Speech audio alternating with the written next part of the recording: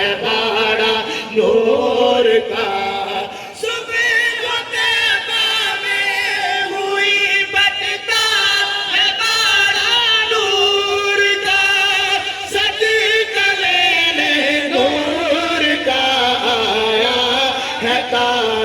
نور کا اللہ اللہ اللہ اللہ اللہ اللہ اللہ اللہ اللہ تیری نسل پاک میں ہے بچہ بچہ نور کا تیری نسل پاک میں ہے بچہ بچہ نور کا تیری نسل پاک میں بچہ بچہ نور کا تو ہے نور تیرا سب گھرانہ نور کا اللہ اللہ اللہ اللہ اللہ اللہ میں گدا تو بادشاہ بھر دے پیانہ نور کا میں گدا تو بادشاہ بھر دے پیالہ نور کا میں گدا تو بادشاہ بھر دے پیالہ نور کا میں گدا تو بادشاہ بھر دے پیالہ نور کا میں گدا تو بادشاہ بھر دے پیالہ نور کا نور دن دھونا تیرا دے ڈال صدقہ نور کا اللہ اللہ اللہ اللہ اللہ نواؤں کی نوا خواجہ ہارون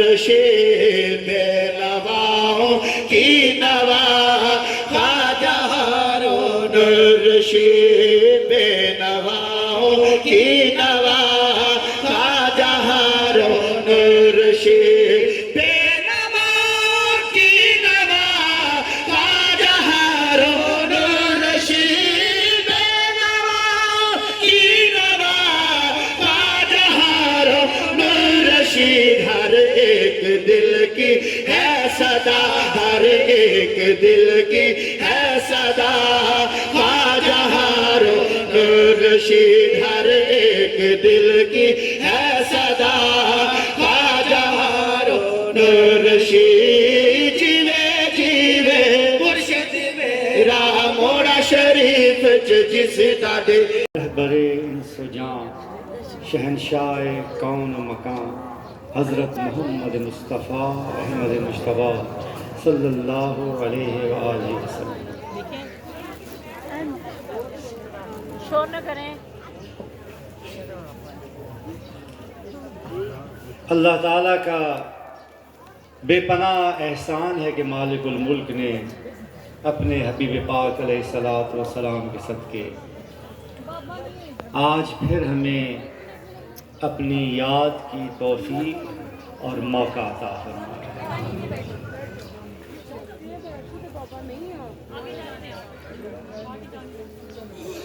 اللہ تعالیٰ کی ذات نے آپ سب کو یہ توفیق عطا فرمائی کہ آپ اتنی بڑی تعداد میں ملک کے طول و عرض سے اور اس کے علاوہ بیرون ممالک سے غوث المعظم اعلیٰ حضرت الحاج پیر نذیر احمد سرکار مولوی رحمۃ اللہ علیہ اور غوث زمان شیر شاہ غازی اعلیٰ حضرت الحاج پیر ہارون الرشید رحمۃ اللہ علیہ کی یاد میں منعقد عرس مبارک کہ ان محافل میں شرکت کے لیے آئے، جس کی کہ آج محفل کبریٰ شریف ہے، یعنی اختتامی دعا ہے۔ اس نفسہ نفسی کے دور میں جب کہ مشکلات نے سب کو گھیرا ہوا ہے، گھروں سے نکلنا تک آسان نہیں ہے، کئی قسم کے مسائل ہیں، پریشانیاں ہیں، ان کے باوجود آپ لوگ یہاں تشریف لائے، یہاں پہنچے، یہ صرف اور صرف رب ذوالجلال کی توفیق سے ممکن ہے، وما توفیق الا باللہ۔ حاضرین محترم، جن عظیم ہستیوں کی یاد کے لیے آپ آج یہاں جمع ہوئے ہیں، جنہیں خراج تحسین پیش کرنے کے لیے آج آپ نے یہ ذکر کی محفل سجائی ہے، یہ وہ عظیم ہستیاں ہیں کہ جنہوں نے ہمیں نسبت رسولی کی عظیم شان دولت سے روشناس کیا، اس کی قدر و قیمت سے ہمیں آگاہ کیا۔ غوث الامت حضرت بابا جی صاحب رحمۃ اللہ علیہ کی تیار کردہ موڑا شریف کی خوبصورت زمین پر چمنستان میں غوث المعظم سرکار موڑوی نے جو نسبت رسولی کا پودا لگایا تھا، اسے میرے اور آپ کے پیر و مرشد نے غوث زمان شیر شاہ غازی رحمۃ اللہ علیہ انتھک محنت سے، بے پناہ خلوص والی محنت سے، شب و روز کی محنت سے ایک تناور درخت بنا دیا، الحمدللہ کہ جس کے سائے میں آج میں اور آپ ہم سب بیٹھے ہوئے ہیں، ایک ایسا سرسبز و شاداب شجر کہ جس کے پھل سے صرف پاکستان میں ہی نہیں بلکہ شمال سے جنوب تک اور مشرق سے مغرب تک دنیا کے کونے کونے میں لوگ فیضیاب ہو رہے ہیں۔ شاید ہی کوئی ایسا بر اعظم ہو، ایسا کوئی علاقہ ہو، کوئی ایسا ملک ہو جہاں پر نسبت رسولی کا پروانہ موجود نہ ہو۔ ہر جگہ اللہ کے فضل و کرم سے نسبت رسولی کا درس جاری ہے، اور یہ بتایا جا رہا ہے، مرشد پاک کی اس تعلیم کو عام کیا جا رہا ہے کہ یاد پھر آپ کی نسبت قائم ہوتی ہے۔ پھر نسبت والو، جب آپ یہ نسبت اختیار کر لیتے ہیں، یہ تعلق بن جاتا ہے، تو پھر عشق کا ایک اور مقام ہے جو اس سے بھی اوپر ہے، اطاعت۔ آپ محبت جس محبوب سے کر رہے ہوتے ہیں، اس کی عبادت کرنے لگ جاتے ہیں، آپ اس کے سامنے اپنا سر جھکا دیتے ہیں، اپنا سر زمین پر رکھ دیتے ہیں، اپنا سر جو کہ آپ کی عزت ہے، وہ ناک جو آپ کی انا ہے، آپ پہ محبت اتنی طاری ہو جاتی ہے کہ آپ اپنے محبوب کے سامنے سجدہ ریز ہو جاتے ہیں، یہ چیزیں زمین پر رکھ دیتے ہیں۔ یعنی عشق میں عبادت کرنے لگنا، یہ وہ عشق کا مقام ہے کہ اگر اللہ سے کیا تو دنیا و آخرت میں فلاح و نجات پا گئے، اگر خدا نخواستہ کسی اور سے کر بیٹھے تو پھر کفر اور شرک کے گھڑوں میں گر کے برباد ہو، کیونکہ یہ والا عشق وہ بلند مقام کا عشق ہے کہ جو صرف اور صرف رب ذوالجلال کے ساتھ کیا جا سکتا ہے۔ یہ وہ مقام ہے عزیزان محترم کہ جب انسان کو یہ عشق اور یہ محبت حاصل ہو جاتی ہے تو اس کو انعام کیا اللہ دیتا ہے؟ اللہ تعالیٰ ایسے شخص سے خود بھی محبت کرنے لگتا ہے۔ یہ وہ مقام ہے کہ جب محبوب بھی اپنے عاشق سے محبت کرنے لگتا ہے، جبرائیل کو بلا کے کہتا ہے میں اس سے محبت کرتا ہوں، تم بھی اس سے محبت کرو۔ جبرائیل قدسیوں کو کہتے ہیں میرا رب ان سے محبت کرتا ہے، تم سب اس سے محبت کرو۔ پھر فرشتے دنیا میں آتے ہیں، مخلوق کے دلوں میں ڈال دیتے ہیں رب اس سے محبت کرتا ہے، تم سب اس سے محبت کرو۔ یہ وہ مقام ہے جو اللہ تعالیٰ اپنے خاص بندوں کو عطا فرماتا ہے۔ اور یہ کیا مقام ہے؟ ایک حدیث کے مطابق، حدیث قدسی کے مطابق، کہ جب اللہ تعالیٰ سے بندہ اتنی محبت کرتا ہے تو پھر جب اللہ بندے سے جواب میں محبت کرنے لگتا ہے تو پھر جس ہاتھ سے وہ کام کرتا ہے وہ رب کے بن جاتے ہیں، جن قدموں سے وہ چلتا ہے وہ رب کے بن جاتی ہے، جس زبان سے وہ بولتا ہے وہ رب کی بن جاتی ہے، جن آنکھوں سے وہ دیکھتا ہے وہ رب کے بن جاتی ہے۔ مفہوم ہے سب؟ سارے علماء جانتے ہیں، آپ میں ہم بچپن سے یہ حدیث سنتے آ رہے ہیں۔ یہ محبت اور عشق آپ کو اس مقام پہ لے جاتا ہے۔ یہ وہ مقام ہے عزیزان محترم کہ دنیا کی سب سے نیچی جگہ کیا ہے؟ زمین ہے نا، جہاں آپ کے پاؤں پڑے ہوئے ہیں، پاؤں ہیں آپ کے، یہاں آپ سجدے میں جاتے ہیں، اپنا سر رکھتے ہیں، سرگوشی کرتے ہیں۔ آپ کی اس سرگوشی میں، آپ کے اس عشق کی وجہ سے اتنی طاقت ہوتی ہے کہ وہ کائنات کی سب سے بلند جگہ عرش معلیٰ پر سنی جاتی ہے۔ وہ سرگوشی، عشق کی سرگوشی۔ عبادتیں تو بہت سے لوگ کرتے ہیں نا، نمازیں تو سارے پڑھنے لگتے ہیں، وہ جو عشق میں ڈوبی ہوئی عبادت ہوتی ہے وہ سرگوشی ایسی ہے۔ اس لیے کہتے ہیں عبادت میں فرق، ذکر میں فرق۔ ایک ہم لوگوں کا گناہ گار لوگ ہیں، ان کی عبادت ہے، ذکر ہے۔ ایک داؤد کا، سیدنا داؤد کا ذکر، کہ جب آپ ذکر کرتے تھے تو شجر، حجر، چرند پرند، پہاڑ بھی آپ کے ساتھ ذکر کرنے لگتے تھے۔ زبور کی ایک آیت ہے جس کا یہ ترجمہ ہے کہ اے بنی اسرائیل تمہارا رب ایک ہے، تمہارا رب اکیلا ہے۔ اس آیت کی وہ تلاوت کیا کرتے تھے باہر نکل کے، تو جب وہ عشق میں ڈوب کر اس کی تلاوت کرتے تھے تو سارے پہاڑ، درخت، شجر، حجر، پرندے سب آپ کے ہم زبان ہو کے اللہ کا ذکر شروع کر دیتے تھے۔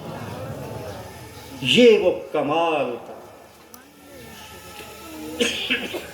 عشق تھا جو اتنی طاقت ذکر میں پیدا کر دیتا تھا کہ جب انسان کہے میں نہیں سب تو، جب من اتنا مٹ جاتا ہے ذکر میں، عشق میں، کہ بس ایک ہی حقیقت انسان کو نظر آتی ہے، وہ اپنے محبوب کی۔ ایسا ذکر جو ہوتا ہے وہ کہاں سے کہاں پہنچا دیتا ہے۔ عزیزان محترم، ہم لوگوں پہ تو آزمائشیں ہی کوئی نہیں ہے نا، محبت کی کوئی کیا آزمائش ہے؟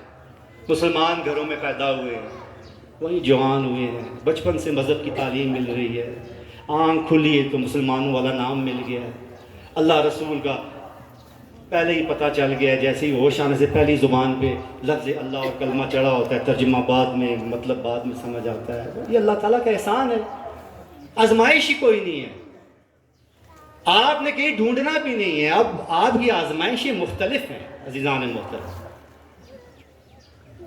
آپ کی آزمائشیں مختلف ہیں کیونکہ آزمائش سے تو گزرنا پڑے گا، آسان نہیں ہے عشق۔ کسی شاعر نے کہا ہے نا، یہ عشق نہیں آسان، یہ عشق ایک آگ کا دریا ہے اور پیر کے جانے، تیرنے اور پیرنے میں فرق معلوم ہے آپ کو؟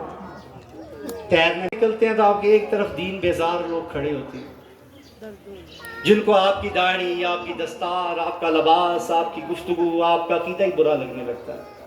وہ آپ کو دیکھتے ہیں تو سمجھتے ہیں شاید کہ بہت کوئی دقیانوسی بندہ جا رہا ہے، بڑا کوئی جاہل آدمی جا رہا ہے، بڑا کوئی ناسمجھ آدمی جا رہا ہے، ساری دنیا کا عقل انہی کی کھوپڑی میں۔ مذہب بیزار لوگ وہ آپ کا مذاق اڑائیں گے، دیکھیں گے، یہ آپ کی آزمائش ہے، آپ نے ان کی باتیں سنتے آگے نکلتے چلے جائیں۔ پھر دوسری طرف کھڑے ہوں گے تصوف بیزار لوگ، روحانیت بیزار لوگ، مذہب کو بھی سائنسی تعلیم کی طرح 2+2=4 کی طرح پڑھنے والے، ہر جگہ میں مذہب کی ہر چیز میں بھی لاجک، منطق، ریزننگ تلاش کرنے والے، وہ بھی کھڑے ہوں گے، وہ بھی کہیں گے کیا کر رہے ہیں، یہ پاگل ہو گئے، یہ کیا ملتا ہے، اس سے کیا ملتا ہے، کوئی بدعت، کوئی مشرک، کوئی پتہ نہیں کیا کیا عجیب غریب نام لیں، ان سے بھی مقابلہ کرنا ہے، نکل گیا۔ لیکن وہ مقابلہ کیسا ہوگا عزیزان محترم؟ اس کا طریقہ قرآن کریم نے آپ کو سمجھا دیا ہے۔ قالوا سلام، قالوا سلام، سلام کیا گزر، ان کے لیے بھی دعا کرو، اپنے لیے بھی دعا کرو. کس چیز کی؟ ہدایت کی. یا اللہ انہیں بھی ہدایت دے، ہمیں بھی ہدایت دے، جو ہماری غلطیاں ہیں ہمیں معاف فرما، جو ان کی غلطیاں ہیں ان کو معاف فرما. بس یہ دعا کرتے ہوئے سلام کرتے ہوئے گزر جاؤ. یہ ایسا دور ہے، ہرگز کسی بحث میں نہ پڑنا، انتشار میں نہ پڑنا، کیونکہ یہ فتنے کو ہوا دیتا. عزیزان محترم، بات دوسری طرف نکل، بات عشق کی ہو رہی تھی. تو عشق اس طرح ہوتا، اور وہ آزمائشیں جن کا ذکر کرتے کرتے میں آپ کی چھوٹی سی وقتی آزمائشوں کی طرف آ گیا اور کچھ وقت اس میں لگ گیا. آزمائشیں تو وہ تھی، سیدنا بلال کی آزمائش یاد کریں نا، پڑھا نا آپ سب نے. عرب کی تپتی ہوئی ریگستان میں، دھوپ میں، تپتی ہوئی دھوپ میں، ریگستان میں، ریت پر لٹایا ہوا، سینے پہ پتھر گرم کر کے رکھا ہوا، لیکن زبان سے ایک ہی بات نکل رہی ہے، لا الہ الا اللہ. میرے آقا کے غلاموں کی تاریخ دیکھیں، بھری پڑی ہے. سولی پہ لٹکا دیا گیا، برچیاں سینوں میں آر پار کر دی گئیں، مختلف سمتوں سے جسم کے اعضاء کھینچ کر جسم سے الگ کر دیے گئے. لیکن انہوں نے کہا کہ یہ سب کچھ کر لو، ہمیں تو یہ بھی گوارا نہیں کہ ہمارے آقا کے جسم میں ایک کانٹا بھی چھوڑ. 6 گھنٹے میں پہنچ جائیں گے، 3 دن کے بعد واپس آ جائیں گے. پھر بھی کتنا بھاری ہے، مشکل ہے نا. ہجرت سوچیں، ساری زندگی کی جمع پونجی، ماں باپ، بہن بھائی، آل اولاد، ہر چیز رب کی رضا کے لیے چھوڑ کے تہی دامن ننگے پاؤں مدینے کی طرف روانہ ہو گئے.